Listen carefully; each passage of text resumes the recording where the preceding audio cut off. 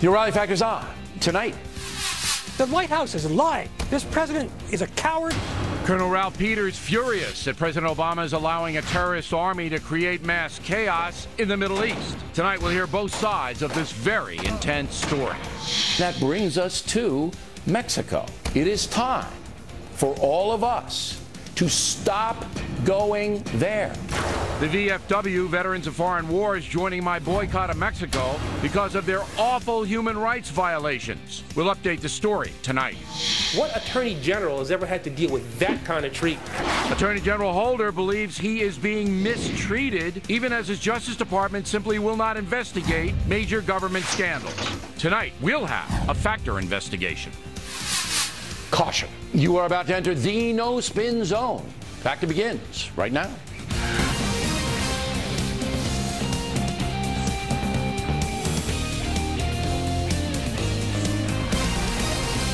Hi, I'm Bill O'Reilly. Thanks for watching us tonight. Mexico violating the human rights of children. That is the subject of this evening's Talking Points memo. While many Americans are zeroing in on the Obama administration's failure to secure the American border, which is a very valid story, the bigger picture is being missed. Estimates are more than 300,000 children will enter the USA illegally this fiscal year. 300,000. Primary culprit here is Mexico, which is allowing smugglers to abuse children, putting them at grave risk. A very well-reported article today in the New York Times documents the atrocities. The piece, written by Julia Preston, a veteran reporter who tells the truth and somehow convinces her editors not to spin it, and the truth is brutal. Human smugglers associated with the Mexican drug cartels are charging up to $7,500 a kid to bring minors to the USA from Central America. Smugglers have no fear. They know the Mexican authorities will not stop them, and the porous U.S. border is easy to cross. In May alone, smugglers brought about 9,000 children to the USA. Some of these kids were abused on the trip, some of them raped, beaten, even killed. And the Mexican authorities look the other way. Why? Because the cartels bribe Mexican officials all the way up to the power brokers in Mexico City. And that is the truth. So what is America doing about it? How is this country trying to help these exploited children? Once again, the answer is the federal government's doing very little, and our awful immigration laws actually encourage the exploitation of children. President Obama has made no public comments about Mexican corruption and the human smuggling. The only thing he has said is this, quote, "The influx of unaccompanied alien children across the southwest border of the United States has resulted in an urgent humanitarian situation requiring a unified and coordinated federal response," unquote.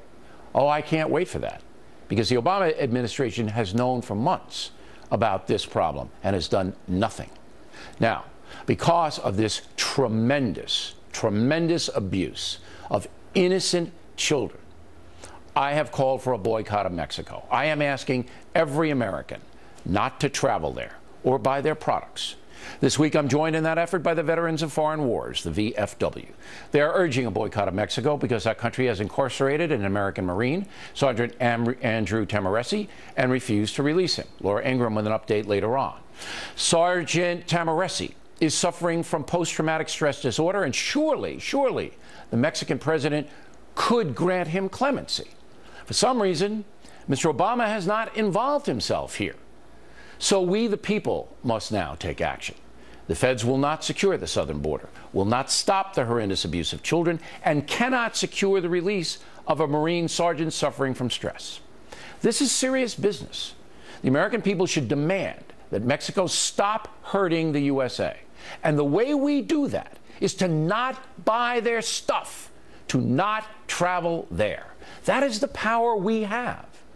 And it is time that we use it.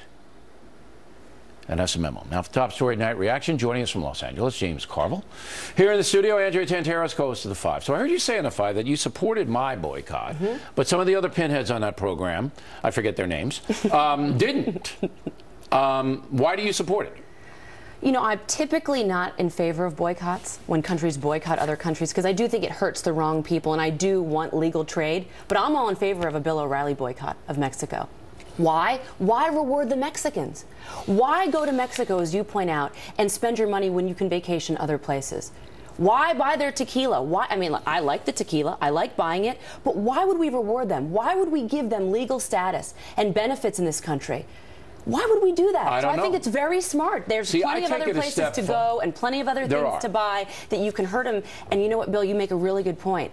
This administration isn't going to do it. So the people have to do it. The Mexican government and the cartels, which are basically one and the same, see this president as a weakling and a sissy. They don't fear. Mexico does not fear the United States. You're absolutely right. But if the folks get together, and the VFW is a good start. Now, Carvel, I understand that this hurts Mexican workers, and I don't want to do that. Right. All right? But it's basically this country is hurting us. We, the people, the sergeant, the children, these children who they're allowing in on the Guatemalan border, they're allowing them to come through. They know what's going on. They don't do anything to stop it. So, Carvel, surely you're going to join with me on this.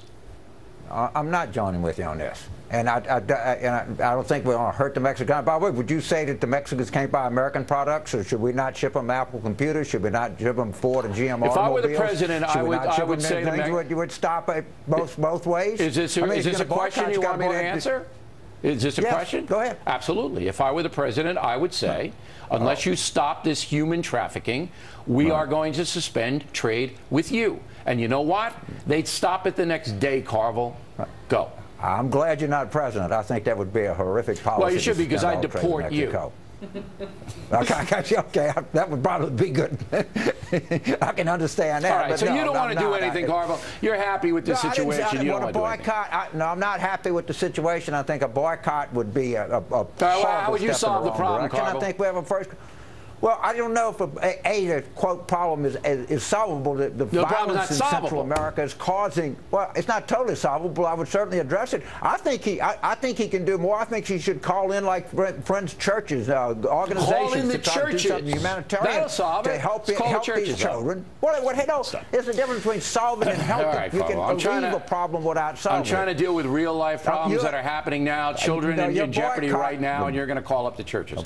How would you solve the problem? Right. Sure. Wait, Carvel, we'll get back. Go. The first thing you do, I would close the border. But the president's not going to do that. What does that mean? What does that mean, you close the border? What does that mean? Well, finally seal it. We have an administration that tells us that it's already closed. President Obama's not going to do anything about this problem. Would you militarize the border? Would you put the guard on the border? Sure. Spend some money down there to secure the border. They spend a lot of money down there. They're not doing it right. They don't even think that it's a problem. So you would militarize the border, because that would stop it cold. I would allow I'm going to come back to you. And some immigrants and seasonal workers to not hurt our blue-collar jobs. We all know that we have to deal with that immigration reform, but it's not going to happen until the border is secure. Right. One more time, Carvel, outside of calling the churches, is there anything else you would do to protect the children? Well, sure. I would try to help the Mexican government deal with these people who are taking these people out. There's $7,500 to get out of this country. I think we ought to be offering assistance to the Mexican government as opposed to offering pain for Mexican and American workers, because so we're going to send more money down to the Mexican government, and I'm sure they're just going to change overnight